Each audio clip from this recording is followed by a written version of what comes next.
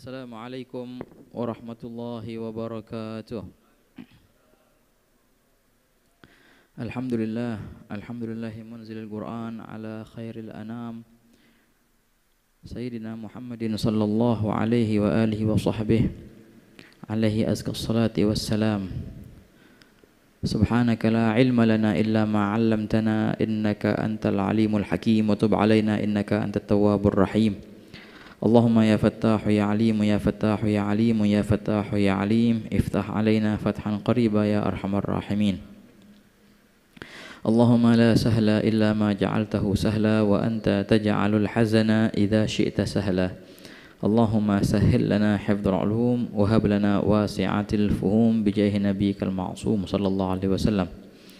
Allahumma inna nas'aluka al-'ilma ladunni wal mashrabas safil haniya wahhab ya ghani. ونعوذ بك اللهم من علم لا ينفع وقلب لا يخشع وعمل لا يرفع وعين لا تدمع ونفس لا تشبع ودعوة لا يستجاب لها برحمتك يا أرحم الراحمين يا أرحم الراحمين يا أرحم الراحمين. نوينا التعلم والتعليم والتذكر والتذكير والنفع والانتفاع والإفادة والاستفادة والحث على التمسك بكتاب الله وسنة رسول الله والدعاء إلى الهدى والدلالة على الخير ابتغاء وجه الله ومرضاته وقربه وثوابه سبحانه وتعالى. نوينا ما نوى به أسلافنا الصالحون نوينا ما أحاط به علم الله تعالى من حسن النيات.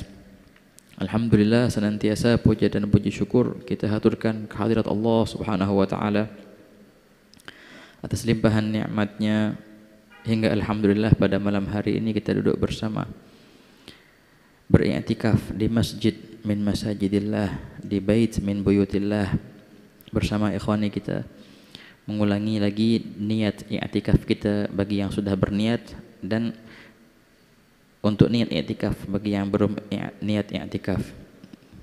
Sebelum kita niat i'tikaf biasanya kita membacakan nazar, nazar untuk i'tikaf agar pahala i'tikafnya menjadi pahala yang wajib, terlipat gandakan 70 lebih. Wahakala. Nazartu an a'takifa fi hadzal masjid lillahi ta'ala. Nawaitul i'tikaf al-manzur fi hadzal masjid ma dumtu fihi lillahi ta'ala. Wa hakadha. Alhamdulillah ikhwani, kembali dalam kajian malam Kamis dan di sini bersama kita berusaha untuk merenungi dan meresapi firman Allah Subhanahu wa taala Al-Gaulul Thaqil yang Allah taala turunkan kepada baginda Nabi Muhammad sallallahu alaihi wa ala alihi washabbihi wasallam dengan kebersamaan para kaum salihin yang senantiasa mereka hidup di alam mereka. Wala taqulu liman yuqtalu fi sabilillahi amwatum bal ahya. Jangan kalian bilang bahwasanya mereka orang-orang yang wafat di jalan Allah bahwasanya mereka telah meninggal. Tidak, akan tetapi mereka senantiasa hidup. Wahakata ikhwan. Di sini bersama kita berada di jamuan Sayyidi Imam Al-Habib Ahmad bin Alwi Al-Haddad dan jamuan Sayyidi Al-Walid Ayahanda sahibul majlis yang senantiasa hadir dengan rauhaniyah beliau Sayyidi Al-Habib Mundhir bin Fuad Al-Musawa a'alallahu darajatihim fil jannah, dan juga di jamuan dari Sayyidi Al-Habib Ali bin Abdurrahman bin Ahmad As-Sagaf dan banyak sekali para kaum salihin yang wafat dan dikuburkan di halaman ini ikhwan. Al-Habib Yusuf bin Syekh Abu Bakar bin Salib dan lain sebagainya, Habib Hadi Al-Hadi As-Sagaf. Naam. Rabbana insyaallah sebagaimana Allah taala dekatkan kita dengan mereka secara rohani di dunia, semoga Allah taala dekatkan kepada kita secara maknawi di dunia dan insyaallah dekat dengan mereka di syurga nanti insyaallah. Amin ya rabbal alamin. Senantiasa ikhwani kita berhusnudzan ketika kita dekat dengan para aulia dan salihin. Nah, kita husnudzan, alhamdulillah kita sudah dekat dengan mereka. Dan itu adalah alamat kebaikan. Wah kata, bila mana seorang telah diberikan kedekatan dengan kaum salihin, maka hendaklah dia memetik dan mengambil faedah daripada kedekatan itu. Jangan sampai Allah Ta'ala sudah kasih kita dekat dengan mereka tapi kita sia-siakan kesempatan itu. Itu justru penyesalannya lebih dahsyat dari orang yang tidak pernah dekat sama sekali dengan kaum salihin. Yang dikatakan laisal hirman, bukanlah hirman itu seorang itu diharamkan keberkahan seorang wali, bukanlah itu karena dia tidak pernah berkunjung ke mereka. Enggak. Kalau orang yang tidak pernah berkunjung ke mereka itu bukanlah suatu kehirmanan, keharaman. Tapi hirman adalah mereka orang yang diberi kesempatan untuk dekat dengan mereka, tapi dia menyia-nyiakan kesempatan kedekatan itu, tidak mengambilnya untuk modal untuk hari kiamat nanti. Oleh karena itu ikhwan, setiap kita ziarah dengan kaum salihin, kita berdoa dengan berkat mereka, semoga Allah Ta'ala bersamakan kita dengan mereka di dunia dan di akhirat. Amin ya rabbal alamin. Wah kata. Baik, melanjutkan dalam kajian tafsir, dan di sini kita pada minggu lalu telah selesai dalam tafsir surat Lam Yakun Al-Bayyinah. Nah, dan insyaallah hari ini kita akan masuk tafsir surat Az-Zalzalah. Surat ini ikhwani, surat yang sangatlah agung, azim, wahakata. Bahkan Nabi SAW menyebutkannya Al-Jami'ah, Al-Fadh, satu surat yang fadh. Fadh itu artinya munfarid, yang tiada duanya. Yang Jami'ah, yang lengkap, yang mencakup semuanya, itu ada di sini. Gitu. Nah, oleh karena itu, surat Az-Zalzalah ini mempunyai keutamaan yang luar biasa ikhwani. Nah, dalam beberapa riwayat, ini ajib. Al-Imam At-Tirmidzi meriwayatkan dari Sayyidina Anas bin Malik bahwasanya qala Rasulullah SAW, baginda bersabda, man qara'a idza zulzilat adalat lahu binisfil Qur'an. Barang siapa yang membaca idza zulzilat, maka itu sama baginya seakan-akan dia membaca setengah Al-Qur'an. Wa man qara'a qul huwallahu ahad, barang siapa yang membaca qul huwallahu ahad, seakan-akan dia membaca thuluth, sepertiga Al-Qur'an. Dan wa man qara'a qul ya ayyuhal kafirun, barang siapa yang membaca surat Al-Kafirun, maka seakan-akan dia membaca seperempat Al-Qur'an. Al-Kafirun seperempat, qul huwallahu ahad sepertiga. Tapi kalau idza zulzilat setengah. Wah, kata ente baca 2 kali seakan-akan engkau membaca Al-Qur'an semuanya. Kenapa demikian? Begini ikhwan. Karena kandungan dari surat ini dari awal sampai akhir itu ceritanya cerita hari kiamat. Nah, kalau kita bahas perihal Al-Qur'an, ya memang setengah Al-Qur'an membahas perihal hari kiamat dan setelahnya. Setengahnya lagi ngebahas perihal dunia. Begitu. Oleh karena itu dia menjadi setengah Al-Qur'an. Baik. Wah, kata. Dan banyak riwayat-riwayat yang seperti itu. Wah, kata ikhwani. Nah, ada seorang di zaman Nabi SAW, ada seorang orang tua katanya, yang sudah tua, yang susah menghafal dan sudah berat dia ngomong. Dia minta ajarkan, ya Rasulullah, ajarkan aku satu surat. Apa yang semestinya aku sering baca? Maka Nabi SAW mau mengajarkannya surat yang dimulai dengan alif lam ra, yang panjang-panjang itu. Ya Rasulullah, sungguh aku telah dewasa dan susah untuk berbicara, apalagi baca. Habis itu Nabi SAW mau mengajarkannya surat-surat yang dimulai dengan hamim. Panjang-panjang juga. Ya Rasulullah, sama kayak dia ngomong, aku sudah tua, kasihanilah aku. Akhirnya Nabi SAW bacain surat yang dimulai dengan sabbihis dan sabbahalillah. Ada sabbah atau sabbihis, ada 3 surat, 4 surat, panjang-panjang juga. Ya Rasulullah, kepanjangan ini. Akhirnya apa? Akhirnya Rasulullah SAW ngajarin surat ini, idza zulzilat. Nih, ente baca. Ini paling pendek nih sudah nih. Akhirnya belajarlah orang tua itu surat Az-Zalzalah sampai selesai. Kemudian dia berkata, walladzi ba'atsaka bil haqq, demi yang telah mengutusmu dengan kebenaran, la azidu 'alaiha, aku tidak akan menambahkan atas surat ini. Cukup ini yang aku baca. Artinya apa? Ini yang aku baca dan ini aku akan amalkan. Udah, aneh nggak mau baca lagi yang lain. Ini tok aneh yang baca. Aneh nggak mau lagi ngapal yang lain. Ini tok yang aneh hafal. Nah, ini artinya menghafal dan membaca artinya apa? Sekalian mengamalkan. Ketika orang tua itu berbalik badan dan dia jalan pulang, maka baginda SAW bersabda, aflahar ruwaijul, aflahar ruwaijul. Sungguh telah beruntung dan telah berjaya seorang laki-laki kecil ini. Nah, padahal dia orang tua tuh. Tapi Nabi SAW mensifatkannya dengan tasghir. Kalau rajulun itu kan laki-laki. Nah, dalam bahasa Arab ada yang namanya tasghir. Nah, ada babnya itu di Alfiyah atau lain sebagainya. Kalau contohnya kitab, kitabun kan kitab tuh buku. Tapi kalau kitab kecil namanya kutayyib begitu. Kalau rajulun laki-laki, laki-laki yang kecil namanya ruwaijul. Wahakala. Saghir anak kecil. Tapi kalau ditafsirkan sughayir, itu kalau orang lahjah Hadramut mereka bilang anak-anak kecil namanya sughayirin. Jadi sudah saghir dikecilkan lagi, imut-imut gitu. Itu sughayirin. Jadi Nabi SAW mensifatkan orang ini seorang laki-laki yang masih muda sebenarnya, walaupun dia sudah tua, enggak, selagi dia punya semangat, berarti dia muda. Ini luar biasa ya. Berarti tua atau mudanya seseorang bisa jadi tidak dipandang dengan umur berapa lama dia hidup, tapi dengan semangatnya. Berapa banyak orang tua yang masih muda dan berapa banyak anak muda yang sudah tua. Allah jadikan kita anak muda semua insyaallah. Amin. Nah, begitu ya kawan. Jadi surat yang luar biasa. Nah, nantinya ntar di akhir surat kan, dan semua kan hafal, faman ya'mal mithqala dzarratin khairan yarah wa man ya'mal mithqala dzarratin syarran yarah. Ini luar biasa ikhwani. Sangat luar biasa. Ketika baginda SAW membacakan surat ini, ya, ini ceritanya dalam beberapa riwayat Nabi SAW lagi sholat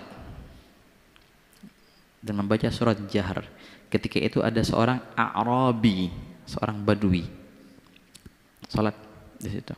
Pertama kali dia sholat dengan Nabi SAW. Pas Nabi SAW bacain surat Zalzalah ini, ketika sampai akhir surat, faman ya'mal mithqala dzarratin khairan yarah wa may ya'mal mithqala dzarratin syarran yarah.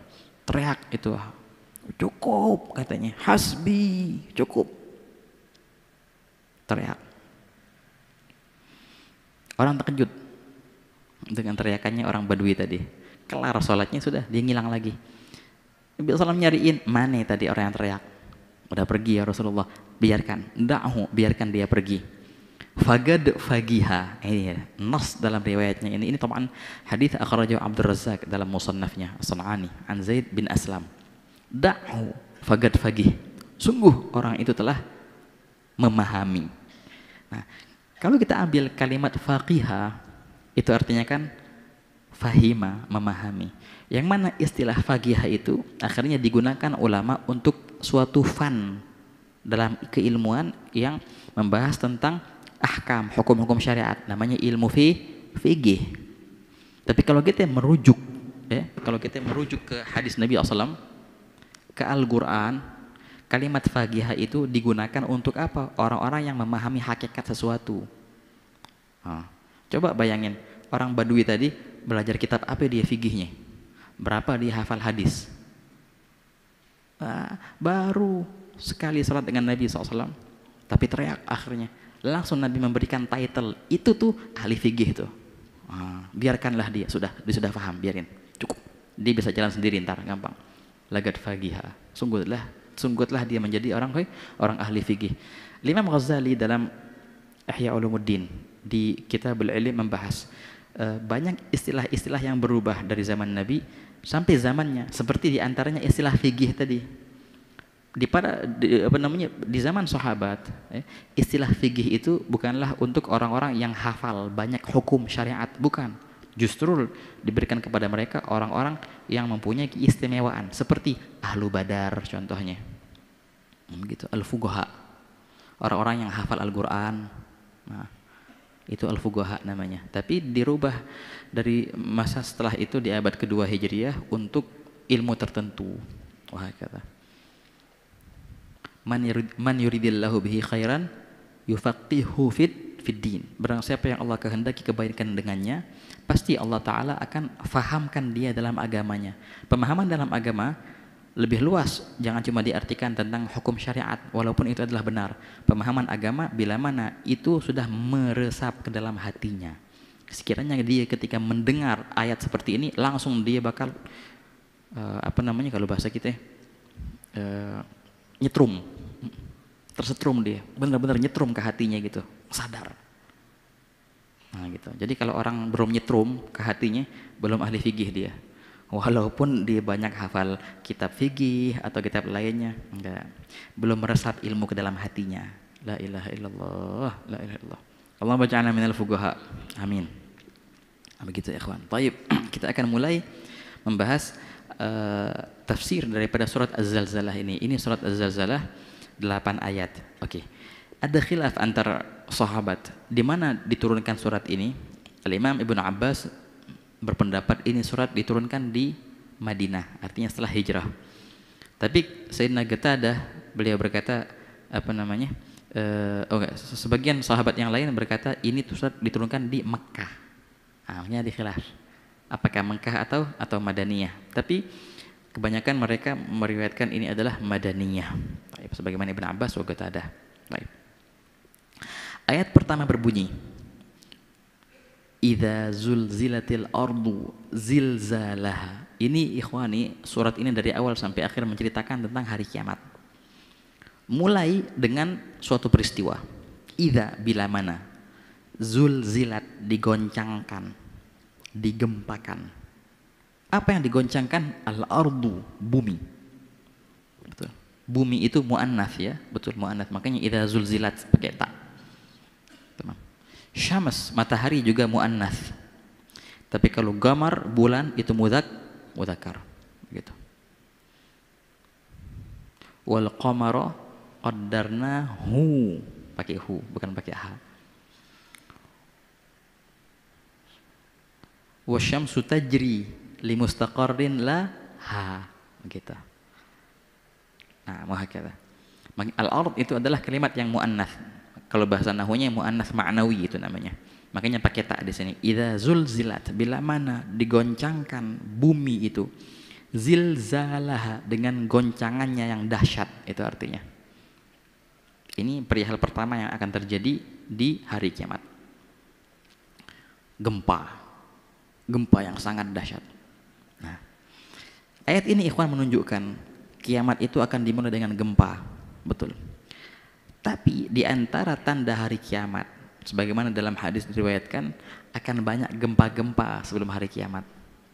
Bila mana sudah terjadi gempa-gempa yang banyak, maka tanda sudah akhir zaman. Gitu. Hampir setiap bulan ada gempa, di sini, di sono, di sini, di sono. Oh, udah berarti tinggal tunggu waktunya berarti. La ilaha illallah. Gempa ini kapan? Ini ada khilaf antara ulama. Ada yang bilang gempa itu setelah tertiupnya sangkakala pertama oleh malaikat Israfil. Ada yang bilang enggak, ini setelah tertiupnya sangkakala kedua ceritanya ini. Ala kulli hal, semua itu akan gempa. Jadi akan tertiup 2 kali sangkakala, ikhwan. Yang pertama, itu apa yang terjadi? Semua makhluk mati. Mati semua. Tamam.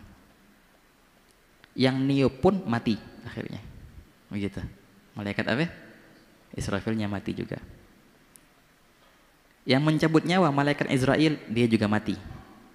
Itu khilaf antara ulama tauhid. Tapi pembahasan yang ya dibahas sih sama ulama tauhid. Jadi semua itu dicabut nyawa sama malaikat Israel dan prajuritnya sampai terakhir dia, tinggal dia sendiri mencabut nyawanya. Gitu. Semua mati dan enggak ada kehidupan. Nah, ketika itulah Allah Ta'ala berkata, wa yabqa wajhu rabbika dzil jalali wal ikram. Kullu man 'alaiha fan. Semua yang ada di alam semesta ini, di dunia, di langit, semuanya fana semua, hilang, enggak ada kehidupan sama sekali. Yang ada cuma Allah Ta'ala. Nah, kemudian Allah Subhanahu wa taala dalam riwayat menurunkan hujan, ma'ul hayah. Dari hujan itu akhirnya hidup kembali makhluk-makhluk yang mati tadi. Hidup. Bukan cuma manusia, manusianya, jinnya, syaitannya, semuanya, malaikatnya, binatang-binatang juga hidup. Akhirnya pertama kali yang dihidupkan ada khilaf antara ulama.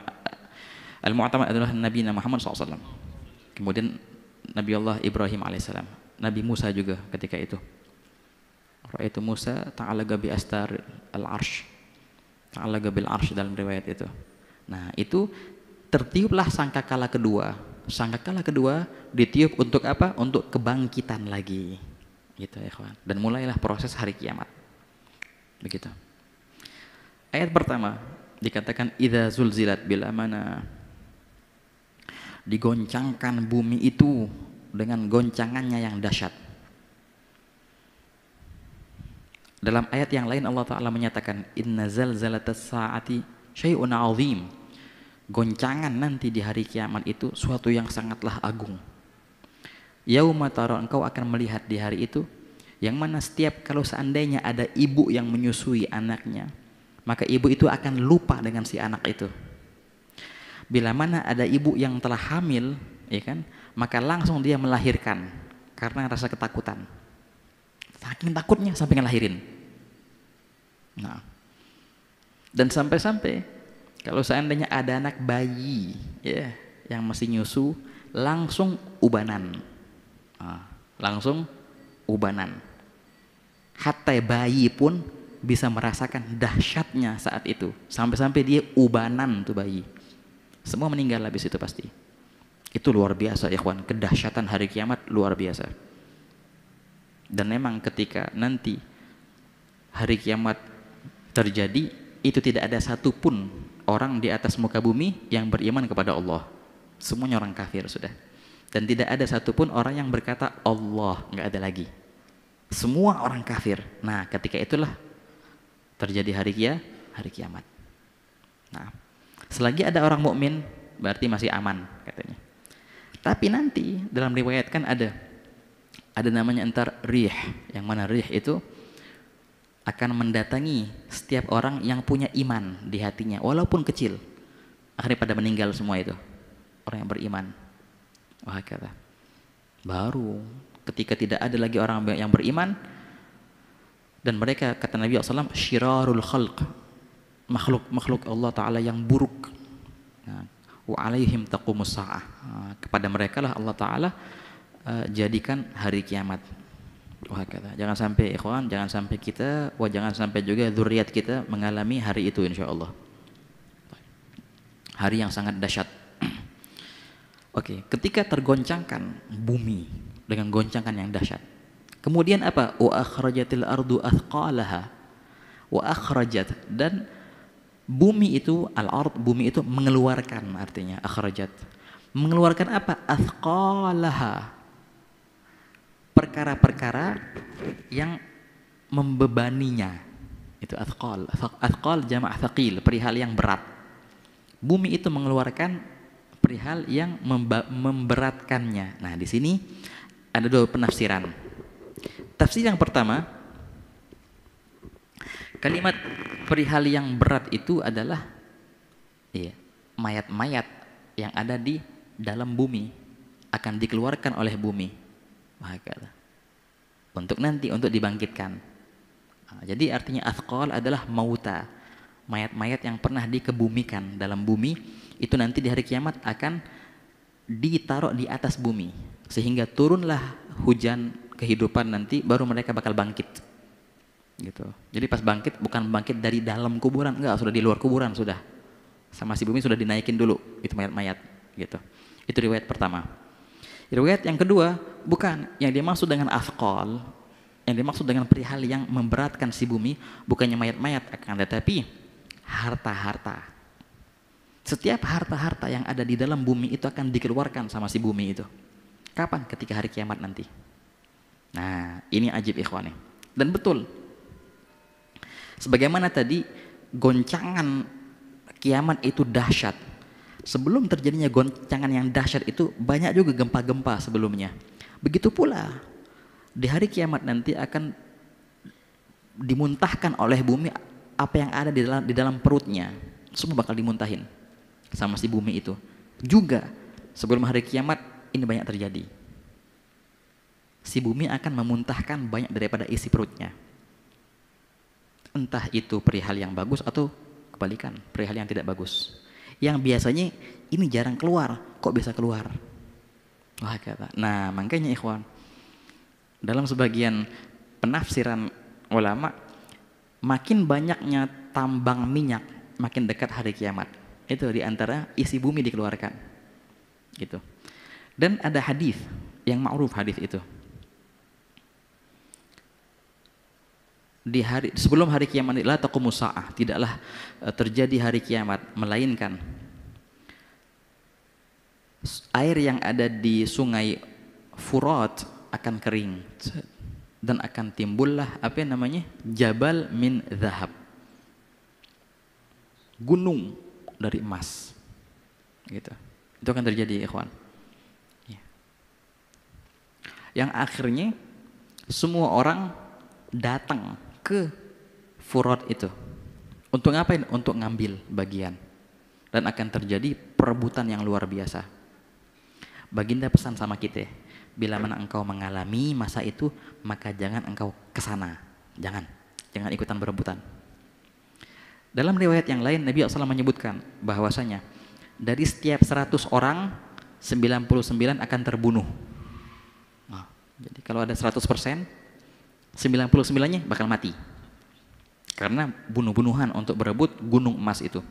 Setiap mereka akan berkata, kalau aja aku yang akan mendapatkannya. Jadi banyak bakal korban termakan gara-gara apa? Berebutan gunung emas itu. Nah ini ikhwan, dalam beberapa penelitian pakar-pakar apa namanya bumi mutakhir, ini sudah mendekati emang katanya. Dan memang sungai Furat itu sudah mulai dialihkan air yang di sungai itu ke tempat-tempat lain yang akhirnya jadi mulai surut itu. Bila mana dia sudah surut sampai terlihat dasar dari sungai itu, bakal kelihatan tuh gunung emas tadi. Tapi jangan lupa pesan Rasulullah SAW, jangan ke sono. Begitu ya kawan. Itu diantara makna bumi memuntahkan isinya. Banyak bakal ditemukan harta karun. Bahkan di beberapa riwayat, kenapa dinamakan harta karun? Nah ini diantara makna, diantara bahasa Indonesia yang diambil dari bahasa Arab ya kan. Karun itu kan nama orang, Qarun. Nah, kata. Yang mana Qarun itu tadinya apa? Seorang umat daripada umatnya Nabi Musa alaihissalam. Dia minta doa sama Nabi Musa, "Hai Musa, doakan aku biar punya harta kaya raya, sehingga aku bisa membantumu." Dia doain sama Nabi Musa alaihissalam. Tapi akhirnya apa? Dia terlena dengan hartanya itu. Betul, dimustajabkan oleh Allah Ta'ala. Sampai-sampai dia mempunyai harta yang besar, yang mana Al-Quran mensifatkan kunci pintunya itu dari emas yang bisa membawanya 40 orang. Bukan pintunya, apa? Kuncinya. Luar biasa harta yang dia punya, Qarun itu. Tapi akhirnya apa? Dia lalai dan dia lupa. Bahkan dia kafar billah. Innama utituhu ala ilmin indi. Ini aku yang berusaha. Nah ini muskilah ikhwan. Ketika seorang tidak punya apa-apa, akhirnya dia berdoa kepada Allah Ta'ala. Kemudian Allah Ta'ala mengkaruniakan kepadanya apa yang dia minta. Ketika dia punya, apa yang terjadi? Oh ini hasil upaya usahaku. Sadar ente. Coba mundur 10 tahun lalu. Ente gimana keadaan ente? Sadar. 3 hari lalu ngapain? Ini kalau seandainya Allah Ta'ala tidak memberikan kepadamu, nggak bakal. Ini berkat doa ente. Allah mustajabin doa ente, bukan karena daya upayamu. Jauh banget ikhwan. Nah itu yang terjadi sama Qarun. Ini semua hasil usahaku, hasil bisnisku, hasil pemikiranku. Kafar billah akhirnya, na'udzubillah min dzalik. Apa yang terjadi? Fa khasafna bihi wa bidarihil ardh, kata Allah Ta'ala. Maka kami tenggelamkan dia dan hartanya ke bumi. Dahulu, nah ini juga penting, pelajaran penting buat kita. Dahulu sebagian muslimin dari kaumnya Nabi Musa alaihissalam, mereka tergiur dengan hartanya Qarun itu. Qarun. Ya laitalana. Coba kita punya seperti mithlama utiya Qarun, innahu ladzu hadzin azim. Coba kita punya harta kayak gitu ya. Enak. Tapi keesokan harinya, setelah Allah Ta'ala menenggelamkan Qarun dan hartanya, katanya ya Allah, untung kita nggak jadi kayak gitu. Laula an manallahu alaina la khasafa bina. Dalam qiraat yang lain la khusifa bina. Untung Allah Ta'ala menjaga kita. Nah, makanya ketika Allah Ta'ala mencegah rizkimu contohnya, maka yakinilah kebaikan ikhwan dalam itu. Kali aja kalau seandainya Allah Ta'ala berikan rizki yang besar untukmu, akhirnya ente lalai gitu, ente lupa. Makanya yang paling nikmat itu adalah ridha dengan ketentuan Allah. Paling nikmat, paling nikmat. Allah hari ini ngasih segini, yaudah nikmatin ini yang paling nikmat.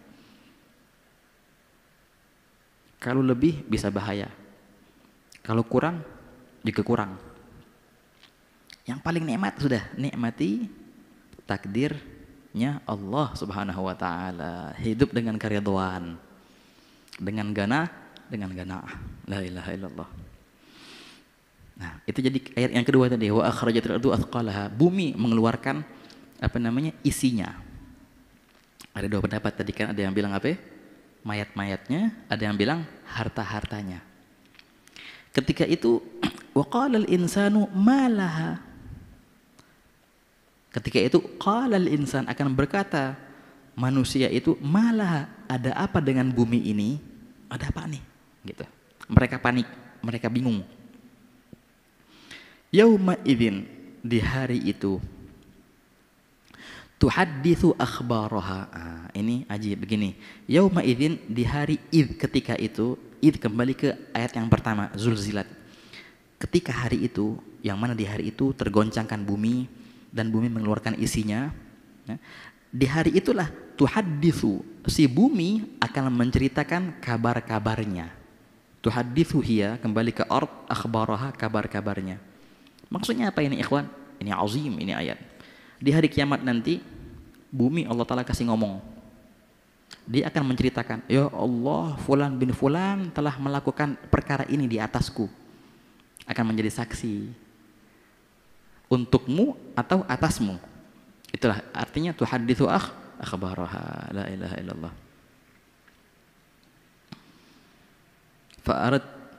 Fa'aradat an tashhada li yaumal qiyamah wa hakadha.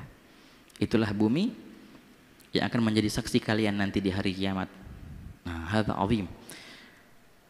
Di antara amalnya Syekh Masyayikhna Imam Al-Habib Muhammad bin Abdullah Al-Haddar, dan itu kita lihat dirutini oleh Sayyidil Habib Umar, juga anaknya Said Salim. Kalau salat 5 waktu di tempat khusus, tapi salat sunnahnya pindah-pindah. Jadi untuk salat sunnah, kalau seandainya di rumahnya salat duha contohnya, bukan cuma di tempat yang dikhususkan untuk salat saja, di kamar, salat di kamar, pikiran di situ, di tepi kanan, di tepi kiri, di pojokan depan belakang semuanya. Kamar ini sudah penuh, kira-kira nggak ada tempat kecuali pernah aku sholat di atas itu, pindah kamar lain, depan pintu, gitu ikhwan, di dapur, pokoknya pernah sholat di situ. Bahkan ketika beliau bertamu ke rumah muridnya contohnya, itu kadang-kadang sholatnya di jalan rumah gitu, bukan di tempat khusus. Kita bingung, kenapa ya kok begini? Enggak, katanya jiddi begini dulu, Habib Muhammad Haddar sering begini, sholat di sembarangan tempat. Kenapa? Ini dia nih, semoga tempat itu untuk bisa menjadi saksi nanti di hari kiamat. Jadi yang menjadi saksi bukan cuma musola ente, tiap jengkal di rumahmu menjadi saksi atas kebaikan. Sebagaimana ikhwani, kalau seandainya engkau jatuh ke maksiat di suatu tempat, tamam, maka dikatakan jangan lagi engkau duduk banyak di situ. Bahkan kalau bisa engkau berbuat baik di situ. Sebagaimana tempat ini telah bersaksi atas keburukanku, aku mau dia juga bersaksi atas kebaikanku nanti. Begitu. Wah, makanya sering-sering ibadah di kamar kita. Jadikanlah tiap-tiap jengkal bumi ini yang kau miliki saksi baik untukmu nanti di hari kiamat. Yauma idzin tuhadditsu akhbaraha bi anna rabbaka auhalaha, dan itu adalah perihal yang Allah Ta'ala perintahkan kepada bumi ini. Wahai bumi, rekamlah apa yang diperbuat anak Adam di atasmu. Itu perintah Allah Ta'ala mewahyukan, mengilhamkan kepada si bumi ini untuk merekam. Yang nantinya di hari kiamat dia akan mengutarakan rekaman-rekamannya itu, bersaksi dia atas amal-amal kita. Yauma idzi yasdurun nasu ashtatan liyurau a'malahum. Ketika hari itu ya ikhwan, yasdurun nas, manusia akan timbul dari kuburan-kuburannya, hidup kembali dalam keadaan ashtat. Ashtat artinya mutafarriqin, berpencar-pencar. Gitu. Ulama tafsir menafsirkan ashtat artinya para kaum mukminin di samping kanan dan orang-orang ghair mukminin di samping kiri. Itu ashtat. Sempat menjadi kalang kabut, iya betul, menjadi kalang kabut. Semua bangun dan panik. Wah kata, apa yang terjadi setelah itu ikhwan? Nah, timbullah api yang besar yang menggiring mereka, ya kan? Semua kan bangun dari kuburnya itu. Mau kemana sekarang? Nah, dia melihat di belakangnya ada api yang besar yang menggiring mereka. Lari, dia lari sampai semuanya terkumpul di suatu padang yang besar, namanya padang mahsyar. Itu. Jadi api itulah yang menggiring mereka sampai ke padang mahsyar. Di ilmu tauhid dibahas. Nah, padang mahsyar itu apa sih? Jadi begini, dalam ilmu tauhid dibahas bumi dan langit dan 7 lapis bumi, 7 lapis langit ketika di hari kiamat itu hancur semua atau kagak? Lah ini dia buminya. Hanya saja bumi itu dibuat model baru, dibuat dataran yang besar, tapi ya bumi ini juga. Langitnya itu langit juga. Ada khilaf antara ulama tauhid. Ada yang bilang enggak, semua itu hancur. Buminya hancur, langitnya hancur. Bintang-bintang bertabrakan. Hancur semua. Timbullah perkara yang baru. Ada yang bilang gitu. Ada yang bilang kagak, enggak. Bahkan padang mahsyar itu ditentukan tempatnya nanti di gurun Sahara di Syam yang akan memanjang sepanjang-panjangnya, melebar selebar-lebarnya, yang cukup untuk semua makhluk dari awal sampai akhir. Gitu. Langitnya itu juga langit-langitnya nggak berubah. Itu dua pendapat dalam ilmu tauhid. Ketika itu manusia bangun dari kubur mereka dalam keadaan kalang kabut. Untuk apa mereka bangun? Liyurau a'malahum, untuk mereka diperlihatkan amal-amal mereka. Jadi tiap-tiap kita akan melihat amal-amal kita ya ikhwan. Bukan cuma kita yang melihat, semua orang akan melihat amal-amal kita. Nah itu dia, para kaum sholihin berkata, ya Allah, kalau seandainya engkau memperlihatkan amal-amalku, maka jangan engkau perlihatkan amal-amalku ke yang lain. Udah. Nah, kalau mau bongkar amal aneh, sama aneh aja, jangan sama yang lain. Nah itu mereka utarakan dalam doa, namanya kanaf. Apa arti kanaf? Allah Ta'ala menciptakan lingkaran cahaya ketika mereka dihisab. Ketika diperlihatkan amal-amalnya, antara dia sama Allah aja. La malaikat lihat, wala manusia lihat. Nah Al-Imam Syekh Abu Bakar bin Salim dan juga selain beliau senantiasa dalam doanya waqnufna bikanafika alladzi la yuram. Nah itu artinya, ya Allah berikanlah kami lingkaran itu. Kalau seandainya engkau mau menghisapku dengan menyebutkan semua amal-amal burukku, malu depan orang, berikanlah aku kanaf itu ikhwan. Ada satar di situ dan juga ada kemesraan di situ sama Allah berdua, nggak ada yang tahu. Ketika itu Allah Ta'ala akan mengatakan kepada hambanya, wahai fulan, ingatkah engkau di hari ini engkau berbuat ini perihal maksiat, sampai malu si hamba itu, bingung mau ngomong apa. Kata Allah Ta'ala, ngaku ya, aku ngaku ya Allah, na'am. Dahulu aku telah sembunyikan perihal itu dari orang lain di dunia dahulu, dan sekarang aku hapuskan itu untukmu di sekarang di hari kiamat. Aku ampuni itu. Senang si hamba itu. Nah itulah artinya pengampunan. Wahakadha ikhwani, la ilaha illallah. Sayyidina Ali ditanya, engkau mau masuk surga tanpa hisab atau masuk surga dengan hisab? Seringkali kita mendengar kaum solehin kan, minta masuk surga tanpa hisab. Adkhilna jannah bighairi hisab. Tapi kata saya ini enggak, aku mau masuk surga dengan hisab. Loh kok bisa? Bukannya hisab itu suatu yang azab? Enggak, beliau berkata, Aku tidak mau menyia-nyiakan momen itu, berduaan dengan Allah, bermesraan dengan Allah, Allah mengingatkan amal-amalku dan Allah mengampuni. Itu momen yang luar biasa. Anda nggak mau lewatin itu, mending dihisab. Soalnya ada kemesraan tersendiri dengan Allah Ta'ala ketika dihisab. Itu namanya, makanya kan kita sering waktu kita baca surat apa namanya Al-A'la, ada yang Al-Ghasyiyah, Al-Ghasyiyah. Thumma inna alaina hisabahum. Ada yang berdoa, Allahumma adkhilna jannata bighairi hisab. Boleh, silahkan.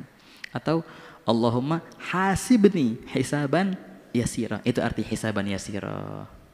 Amal-amal kita ditunjukin sama Allah Ta'ala, tapi akhirnya diampuni oleh Allah Ta'ala. Tapi kalau hisab yang syadid, ketika Allah Ta'ala memperhitungkan, itu pernah buat kayak gini. Kenapa? Itu sudah azab, itu artinya. Baginda bersabda, man nugishal hisab uzib. Barang siapa yang didebat sama Allah Ta'ala dalam perihal hisabnya, itu perdebatan sudah azab. Walaupun nantinya diampuni, tapi didebat itu sudah azab. Hisab yasir artinya hanya dipertunjukkan. Engkau mengakui, betul aku ngaku ya Allah, nah aku ampuni. Itu artinya hisab yasir. Di akhir ayat di sini ada, di akhir surah ada 2 ayat yang sangat luar biasa, yang semua bisa merenunginya dan sangat azim. Famay ya'mal mithqala dzarratin khairan yarah. Maka barang siapa ya'mal yang berbuat mithqala dengan seberat dzarrah. Dzarrah itu ulama dulu menafsirkan seberat semut. Nah, walaupun sekecil semut, walaupun seberat timbangannya semut, engkau berbuat amal baik, maka engkau akan melihatnya. Juga sebaliknya, barang siapa yang berbuat sekecil semut, sekecil apa namanya migdar itu, ukurannya semut, beratnya semut itu, amal yang buruk, maka dia akan melihatnya. Dulu ulama bilang dzarrah itu adalah semut. Nah, tapi ulama mutakhir bilang enggak, bukan semut. Dzarrah itu adalah atom. Lebih kecil berarti. Jauh lebih kecil, beribu-ribu kali. Dan semua itu kinayah. Sekecil apapun, sekecil semut, sekecil atom, perbuatan baikmu engkau akan lihat. Dan sekecil atom, perbuatan burukmu engkau akan lihat dampaknya. Itu pasti dilihat. Terlepas nantinya bakal diampuni atau enggak, pasti engkau akan melihatnya. Terlepas nanti itu amal akan diterima atau enggak, engkau pasti akan melihatnya. Nah, kata ikhwan. Maka dikatakan seorang mukmin ketika dia melihat amal baiknya, dia senang. Ketika dia melihat amal buruknya, dia sedih. Tapi akhirnya diampuni oleh Allah Ta'ala. Tapi orang kafir, ini muskilah. Ketika dia melihat amal-amal baiknya, timbul harapan. Tapi habis itu dimusnahkan oleh Allah Ta'ala amal baiknya. Apa yang terjadi? Oh, penyesalan yang luar biasa. Mending gak usah diliatin. Daripada diliatin tapi dihapus. Nah, itu artinya. Jadi orang kafir pun melihat. Orang kafir yang bersedekah, orang kafir yang berbuat baik, mereka akan melihat amal baik itu. Timbul harapan. Tapi yang akhirnya dihancurin sama Allah Ta'ala. Lebih besar penyesalan mereka. Begitu. Semoga Allah Ta'ala karuniakan kepada kita kanaf ketika Allah Ta'ala hisab kita dan ketika kita melihat amal baik atau buruk kita. Dan semoga Allah Ta'ala berkahkan amal baik kita dan semoga Allah Ta'ala rubah amal buruk kita menjadi kebaikan. Nah, bukan cuma diampuni, akan tetapi diganti dengan kebaikan. Dalam riwayat kan begitu, ikhwani. Ada seorang Muslim, dia banyak maksiat dulunya, tapi dia taubat. Ketika dia dihisab sama Allah Ta'ala, mulai Allah Ta'ala menonjolkan, menampakkan amal-amal buruknya, sampai dia malu, sampai putus harapan dia. Nah, mulai 1-2 maksiat diperlihatkan, sampai malu dia. Akhirnya Allah bilang, wahai fulan, dahulu aku di dunia tutup maksiat itu, sekarang aku ampunkan. Bahkan aku gantikan itu dengan pahala. Ini aneh nih ikhwan. Ini jenis pengampunan yang luar biasa. Jadi dosa ya, maksiat dosa itu bukan cuma dihapus, diganti pahala. Ketika itu si hamba itu bilang, "Wah, takjub dia." Maka timbullah harapan. Ya Allah, banyak maksiat yang belum disebutin ya Allah. Wah. Tadi cuma itu. Nah, kalau gitu aneh banyak lagi maksiat yang belum disebutin. Moga-moga dirubah menjadi kebaikan juga. Nah itu nah dalam doa mereka, badil sayyiatina ila hasanat. Ya Allah, sayyiat kita itu bukan cuma minta diampunin, ganti dia untuk menjadi pahala. Badil sayyiatina ila hasanat tamat musilat. Gitu. Nah itu untuk siapa? Untuk orang-orang yang benar-benar taubat, itu baru dikasih kayak gitu.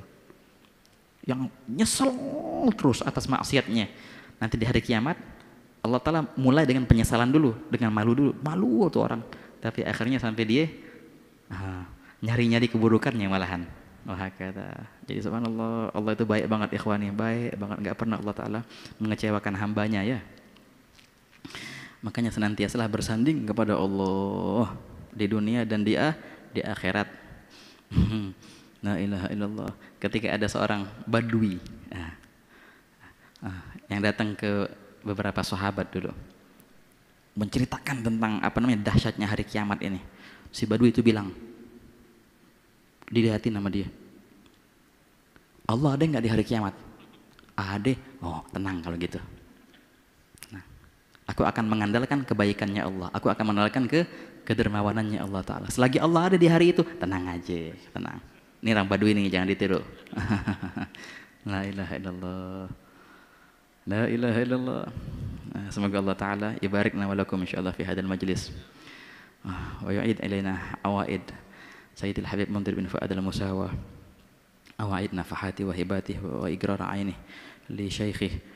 وأن الله تعالى يجر عينه بنا في الدنيا والآخرة ويجر عينه بوالديه وبنته وأن الله تعالى يكشف كروب الأمة أجمع ويحفظ أهل مجلسه ويبارك في الأرزاق الحسية والمعنوية الظاهرة والباطنة ويطيل عمرنا وإياهم في طاعة الله برحمتك يا أرحم الراحمين يا أرحم الراحمين يا أرحم الراحمين. بسم الله الرحمن الرحيم. الحمد لله رب العالمين. اللهم صل وسلم على سيدنا محمد وعلى آله وصحبه أجمعين. يا رب بالمختار أكرم شافع أصلح لنا الأحوال جنبنا الردى واصلح شؤون المسلمين وعافهم وتولهم وادفع شرور من اعتدى يا رب واجمع شملهم والطف بهم وانصر بهم دين النبي وأيدا ثبت لنا الأقدام واغفر ذنبنا وانشر بنا في الكون أنوار الهدى وانظر إلينا أجمعين وعافنا سرا وجهرا واشفنا من كل داء حسن اليقين منك هبنا واحمنا واحمي حمانا واكفنا شر العداء واقض لنا الحاجات أجمعها وزد يا واسع الإفضال منك محامدا اختمنا الأعمار بالحسنى وفي الفردوس فاجمعنا بطه أحمدا وبمقعد الصدق نشاهد وجهه بحضائر القدس منازل شهداء وبجاهه يا ربي فاجعلنا به من أسعد القوم الكرام السعداء وبجاهه يا ربي فاجعلنا به من أسعد القوم الكرام السعداء وبجاهه يا ربي به من أسعد القوم الكرام السعداء وأدم صلاتك والسلام عليه ما هب الصبا بالفتح أو حاد حدا والآل أهل الطهر والصحب الكرام وتابع بحبيبك الطهر اقتدى سبحان ربك رب العزة عما يصفون وسلام على المرسلين والحمد لله رب العالمين إن الله وملائكته يصلون على النبي يا أيها الذين آمنوا صلوا عليه وسلموا تسليما الصلاة والسلام عليك يا سيد المرسلين الصلاة والسلام عليك يا خاتم النبيين الصلاة والسلام عليك يا من أرسله الله رحمة للعالمين ورضي الله تعالى عن أصحاب رسول الله أجمعين. فاتحة. أعوذ بالله من الشيطان الرجيم. بسم الله الرحمن الرحيم. الحمد لله رب العالمين الرحمن الرحيم مالك يوم الدين إياك نعبد وإياك نستعين اهدنا الصراط المستقيم صراط الذين أنعمت عليهم غير المغضوب عليهم ولا الضالين آمين. يا ربنا اعترفنا بأننا اقترفنا وأننا أسرفنا على لظى أشرفنا فتب علينا توبة تغسل لكل حوبة واستر لنا العورات وآمن الروعات واغفر لوالدينا ربي ومولودينا والأهل والإخوان وسائر الخلان وكل ذي محبة أو جيرة أو صحبة والمسلمين أجمع آمين يا ربي أسمع فضلا وجودا منا لا باكتساب منا بالمصطفى الرسول نحظى بكل سول صلى وسلم ربي عليه وآله وصحبه عداد طش الصحب والحمد للإله في البدء والتناهي حمدا كثيرا دائما هبة النسائم قبول إن شاء الله.